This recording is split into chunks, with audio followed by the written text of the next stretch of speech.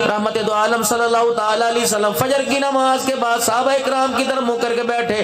خلیفہ بلا فضل کا مہینہ ہے, آپ منہ کر کے بیٹھے. آپ نے فرمایا آج مجھے ایسا کوئی بتاؤ جو عشاء کی نماز سے بعد فجر کی نماز سے پہلے کسی کی تیمارداری کر کے آیا.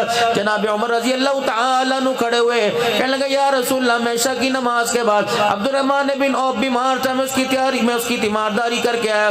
آپ نے فرمایا عشاء کی نماز کے بعد تہجد کے وقت فجر کی نماز سے پہلے کون تیمارداری کر کے آیا؟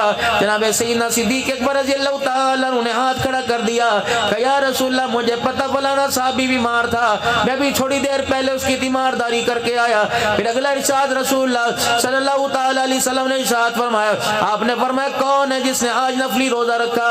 سیدنا صدیق اکبر بیٹھے رہے. جناب عمر فاروق رضی اللہ تعالی عنہ آگے بڑھے, ہاتھ پکڑ کے کھڑا کر دیا کہ یا رسول اللہ میں پتہ ہے فاقہ مستی میں دن گزارنے والا یا بکافہ کا بیٹا ابو بکر کے علاوہ کوئی نہیں ہو سکتا. تیسرا اعلان رسول اللہ صلی اللہ علیہ وسلم نے ارشاد فرمایا, آپ نے فرمایا کون ہے جو رات کے اندھیرے میں صدقہ کر کے آیا؟ سیدنا عمر رضی اللہ تعالی عنہ آگے بڑھے, حضرت سیدنا صدیق اکبر کی بغلوں میں بائیں ڈال کے کھڑا کر دیا کہ یا رسول اللہ کوئی ہو نہ ہو مجھے پتہ ہے یہ ابو قحافہ کا بیٹا ابو بکر ہی ہو سکتا ہے, یہ کر کے آیا ہو. سبحان اللہ, سبحان اللہ,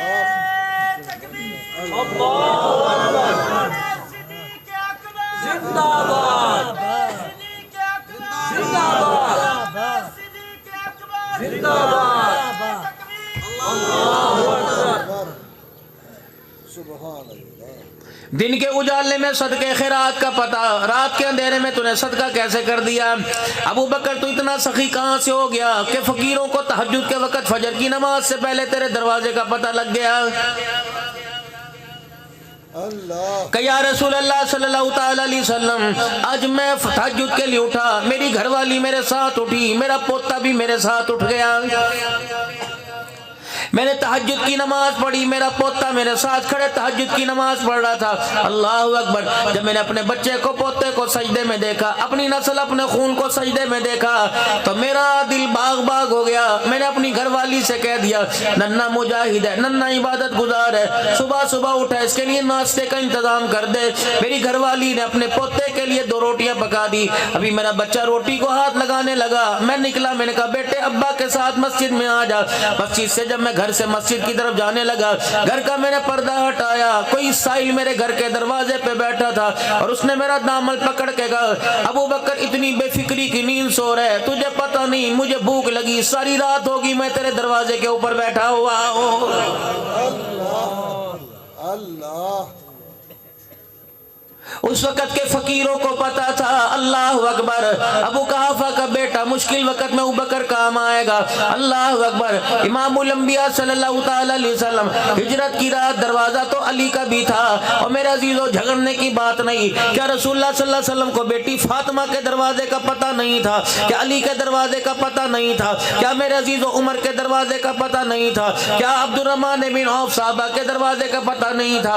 لیکن خدا پاک کی قسم ہے خدا نے بھیجا کوئی نہیں, نبی گیا کوئی نہیں. مالک کائنات نے جو درد ابو بکر کا دکھایا میرے نبی نے چھوڑا کوئی نہیں. ہجرت کی رات میرا عزیزو آمنہ کا لال گیا سیدھا ابو بکر رضی اللہ تعالیٰ عنہ کے دروازے کے اوپر گیا ہے. جھگڑا کس چیز کا کر رہے ہو؟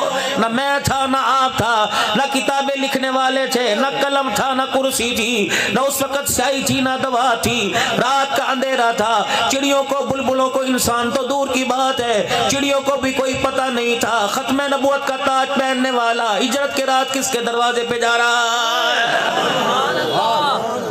فضول کی بحث. سبحان اللہ. خدا بھیجے جھگڑا خدا سے کر, ابو بکر کے گھرانے کو کیوں گالیاں دیتے ہو؟ اللہ اللہ. نبی کی چاہت تھی, پسند تھی.